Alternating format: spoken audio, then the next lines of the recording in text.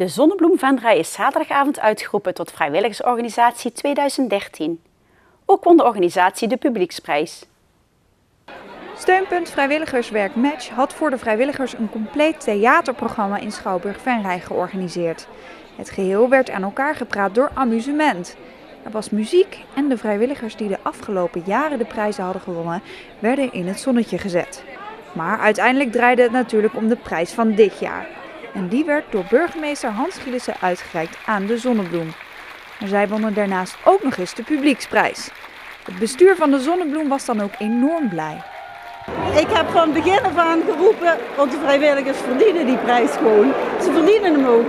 Maar ja, je moet hem wel nog krijgen ook. En we hadden natuurlijk geduchte concurrentie vandaag. En wat maakt de Zonnebloem nou zo bijzonder dat jullie gewonnen hebben? Het meest bijzondere is dat het grote aantal vrijwilligers wat we hebben. En dat maakt het ook weer met Salen een hele mooie warme club. En een warme deken. Dat warme dekengevoel, dat geeft ook wel iets heel bijzonders. En ook aan alle vrijwilligers. In totaal heeft de Zonnebloem nu €750 gewonnen. Wat zij precies met het bedrag gaan doen, weten ze nog niet. Het geld komt in ieder geval ten goede van de vrijwilligers. De Zonnebloem is natuurlijk een landelijk bekende organisatie en houdt zich met diverse activiteiten bezig. Onze core business blijft nog altijd het bezoekwerk. Dus bij mensen thuis op bezoek gaan. En daarmee voorkomen dat ze eenzaam worden. Maar ja, er zijn ook een hele hoop mensen die juist door hun fysieke beperkingen heel moeilijk er eens op uit kunnen. Dus daarvoor worden allerlei activiteiten georganiseerd. Die mensen worden dan opgehaald. Ze zorgen soms zelf voor vervoer. Maar er is een grote diversiteit aan activiteiten waar onze gasten, noemen wij dat, aan kunnen deelnemen. Dat zijn creatieve dingen, maar dat kan een muziekuitvoering zijn. Veel mensen denken dat de Zonnebloem zich voornamelijk richt op ouderen. Maar dit is niet het geval. In Venray is er ook plek voor jongere mensen. We zijn ook gestart met een jongere groep. Een groep van 40 tot 65. Want daar zitten ook mensen in die gehandicapt zijn. En niet van huis of moeilijk contact te kunnen leggen. En dat is ons nieuwe project om daarmee bezig te zijn. En daar zijn we dus ook heel actief mee bezig. Dat is eigenlijk ons nieuw kind waar we nu mee bezig zijn. Ja. Maar we vergeten de ouderen zeker niet, want dat is wel het belangrijkste. Daar zijn we eigenlijk onbekend, de oudere mensen. Ja. De Dag van de Vrijwilliger was dit jaar bovendien een bijzondere editie voor Match. Zij vierden namelijk het 10e bestaan van de dag. Ja, ieder jaar is weer anders. Ik vind het leuk om ieder jaar weer iets anders te organiseren, weer andere accenten aan te brengen. En nu hebben we echt als 10e keer gewoon een avondje gratis Schouwburg voor de vrijwilligers. Om ze gewoon lekker te verwennen en in het zonnetje te zetten. Dat ze niet hoeven te werken, lekker achterover zitten en genieten. En dat is gelukt, denk ik, vanavond. Het Steunpunt voor Vrijwilligerswerk merkt dat de maatschappij veel invloed heeft op het werk van vrijwilligers. De veranderingen in de samenleving vragen ook om veranderingen in de vrijwilligersorganisaties. Vrijwilligers vroeger die deden alles gewoon omdat het zo hoorde. Tegenwoordig maken vrijwilligers veel meer bewuste keuzes. En dat is soms lastig voor organisaties. En mijn advies is dan altijd: organisatie, beweeg mee met de veranderingen in de maatschappij. Luister goed naar wat vrijwilligers willen. En probeer daarin mee te groeien. En dan hou je gewoon tevreden vrijwilligers. En kun je lekker samen doorwerken. Steunpunt Vrijwilligerswerk Match kan terugkijken op een zeer geslaagde avond. Wijkplatform Brugske neemt tijdelijk intrek in de oude tafeltennishal van Red Stars. Vandaag werden de sleutels officieel overhandigd.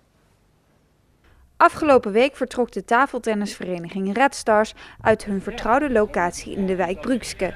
Zij zijn verhuisd naar de nieuwe sporthal bij de Wetteling. De tafeltennisvereniging werd benaderd door het wijkplatform met het idee om het gebouw tijdelijk over te nemen. Een goede uitkomst, want hierdoor hoefde de complete inboedel niet via Marktplaats verkocht te worden. Vanochtend droeg voorzitter van Red Stars, Joop Verblakt, de sleutels over aan de gemeente. En dat was na al die jaren toch een iets wat moeilijk moment. Ja, het voelt allemaal wat vreemd. Net toen ik nog achter de bar stond, zit je wel te realiseren van, joh, dit is gewoon de laatste keer. Ja. Ik heb er niet alleen achter gestaan, maar ook veel voor gestaan. Dat was natuurlijk ook heel prettig. We hebben hier echt hele goede tijden meegemaakt. En ook heel veel emoties en noem maar op. Het is allemaal hartstikke soepel goed gegaan.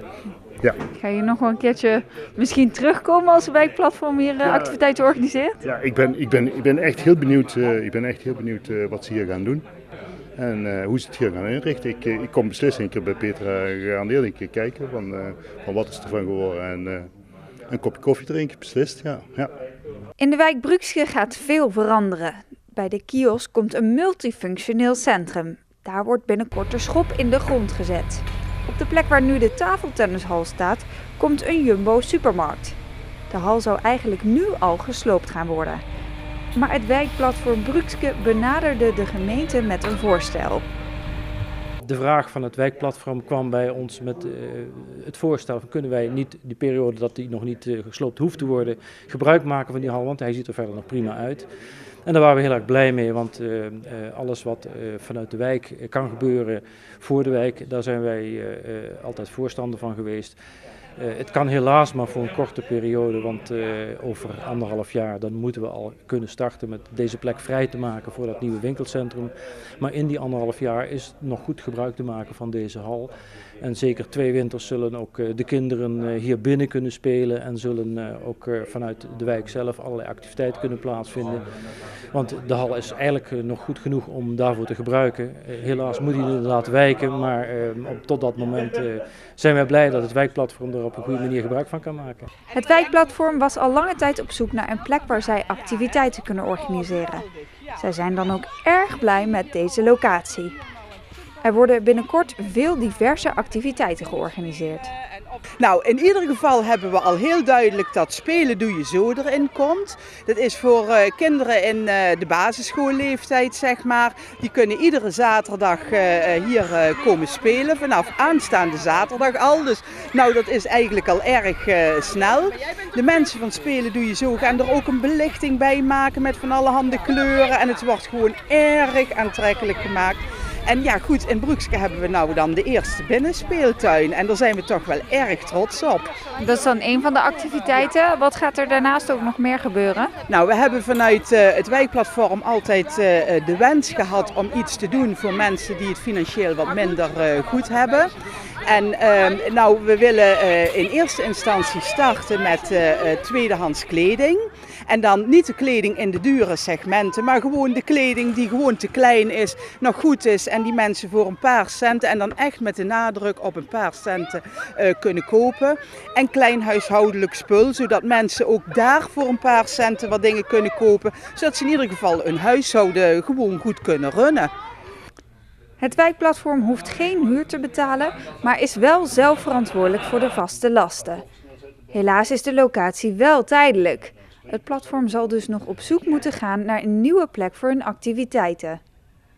Het is natuurlijk ook aan ons de uitdaging om ervoor te zorgen dat we binnen die 1,5 jaar onze organisatie zo goed op poten krijgen, ons bedrijfsplan zo goed op poten krijgen en ook weten wat we samen wel en niet kunnen, dat we ook op zoek kunnen naar een andere locatie waar de activiteiten voortgezet zullen kunnen gaan worden. En dat moeten we wel, want we kunnen onze kinderen niet in de kou laten staan dadelijk met het spelen doe je zo. Dus we moeten wel.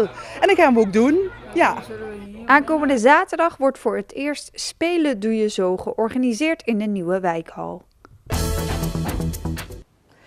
In het Oderpark werd gisteren de winnaar van de Vredesposterwedstrijd gekozen. Deze wedstrijd wordt wereldwijd georganiseerd door Lions Club International. In totaal deden 400 kinderen van 13 scholen mee met de tekencompetitie. Tijdens deze wedstrijd staat het thema vrede centraal. De Vredesposterwedstrijd die houdt in dat kinderen moeten tekenen over vrede. En niet alleen tekenen, ze moeten er ook over praten. Ze moeten er met vriendjes over praten, ze moeten er thuis over praten. En dat gebeurt op heel veel plaatsen in de wereld. 200 landen doen daaraan mee. Het is door de Lions Clubs van alle landen samen georganiseerd. Elke Franke van basisschool De Kruutwis is de winnaar van de Vredesposterwedstrijd in de gemeente Venray geworden. Zij maakte de mooiste tekening volgens de jury. Ze had haar eigen draai aan het thema gegeven in de tekening. Een meisje en een jongen en die dachten allebei aan een piesteken waar ze hun handen aan op hadden gelegd. Dus dat ze dan zeg maar tegen discriminatie waren en dat ze gewoon samen verder konden vrienden zijn en zo. En hoe ben je op dat idee gekomen? Weet ik eigenlijk niet. Ik dacht, wij hadden in de klas hadden wij het liedje I Have a Dream opstaan. En toen dacht ik meteen aan Martin Luther King en aan discriminatie. Dus daarmee had ik een tekening gemaakt. Elke won dit jaar ook de publieksprijs. Een mooie waardering voor de creatieve winnares. Maar dat is nog niet het enige. De winnaar van Venray die wordt de volgende week samen met de winnaars van Venlo en van Roermond enzovoorts, van alle Limburgse steden, wordt beoordeeld wie is de beste in Limburg. Daarna worden de winnaars van de provincies bij elkaar gebracht en dan wordt de beste van het land gekozen. En dan gaat de beste van het land naar Amerika en daar komen alle winnaars van die 200 landen bij elkaar. De tweede prijs van de wedstrijd ging naar Fleur Geurts van basisschool Maria in Oorlo. Anne van Dijk van de Petrus Bandenschool in Venray won de derde prijs. Het culinaire evenement Smaak zit tussen je oren had vandaag een programma speciaal georganiseerd voor kinderen. Leerlingen van groep 6 van de basisscholen uit de gemeente Venray gingen op bezoek bij een agrarische ondernemer uit de buurt en kookten met echte lokale producten. Het evenement Smaak zit tussen je oren wordt dit jaar voor het eerst georganiseerd. Gisteravond was de start met een business-evenement. Vandaag stond helemaal in het teken van de jeugd. Ja, we hadden in totaal 337 kinderen op met bussen op school. Die worden naar verschillende agrarische bedrijven hier in de regio gebracht. Daar gaan ze een rondleiding op de boerderij krijgen. Leren ze dus dat melk uit een koe komt, niet uit een pak en dat de aardappels inderdaad onder de grond groeien. Daarna komen ze met die bus, worden ze opgehaald, komen ze hierheen en gaan ze hier een workshop koken, hebben ze met diezelfde producten en zijn ze verschillende voel- en geuropdrachten aan het voldoen met producten van de agrariërs. In de tent op het Schouwburgplein waren de kinderen van verschillende basisscholen uit de gemeente druk bezig met allerlei dingen die te maken hadden met smaak. Er was genoeg te doen. We krijgen veel te leren over eten en we kunnen proeven en dingen horen en we konden net koken. We zijn naar de boer geweest en we hadden een rondleiding gehad en we hadden allemaal gezien wat ze daar deden en hoe ze deden melken en zo. En toen zijn we weer in de bus gestapt en toen zijn we hier naartoe gegaan. En wat vond jij ervan vanochtend, dat je dat zo kon zien wat hij allemaal deed? Ja, dat vond ik eigenlijk best wel leuk om te zien. Want wist jij hoe dat allemaal ging bij zo'n boer? Nee, dat wist ik eigenlijk helemaal niet. Is er al iets dat je kan zeggen van, nou dat wist ik nog niet en vandaag heb ik dat geleerd? Ja, dat er aardappels onder de grond waren en daar kwamen er meer aardappels bij, iets van 12 of zo. En dan werd het 1 aardappel uit de grond. Eén onderdeel van het programma was ook het koken. De leerlingen maakten met behulp van de koks uit de buurt een gezond gerechtje met tomaten. De kinderen waren zeer geconcentreerd bezig met hun culinaire creatie. Hou jij een beetje van koken? Ja. Wat is jouw eigen lievelingsgerecht? Frietjes. Frietjes. Maar die zijn jullie nu niet aan het maken, of wel? Nee, dat zijn we nu niet aan het maken. Wat vind jij zelf eigenlijk van eten en koken? Ik vind het wel leuk. Kook jij ook wel eens thuis? Ja, ik kan het ook goed en ik heb een salade. Ik heet van mijn achternaam Jonkers. En mijn oma heeft het salade Jonkers genoemd, omdat ik hem helemaal alleen heb gemaakt. Wat zit er allemaal in die salade? Tomaat, sla, dressing en spekjes, heel veel dingen. Is dat dan ook je lievelingsgerecht of is dat iets anders? Ja, salade. Wat is jouw lievelingsgerecht? Pizza. Het evenement is de komende dagen voor iedereen toegankelijk. Lokale producenten laten hun producten zien en binnen kunnen bezoekers gerechtjes proeven van koks uit de omgeving. Natuurlijk gaat het evenement over eten, maar dat is niet het enige belangrijke. Het belangrijkste is wat we doen is laten zien wat hier uit de streek komt, laten zien wat er hier in de streek gebeurt. Laten zien dat Venray bloeit, inderdaad. En laten zien dat we iets moois neer kunnen zetten in Venray als we samenwerken met verschillende takken van sport. Smaak zit tussen je oren is vanavond en morgen tot 1 uur 's nachts te bezoeken. Zondag is het evenement van 12 tot 6 toegankelijk.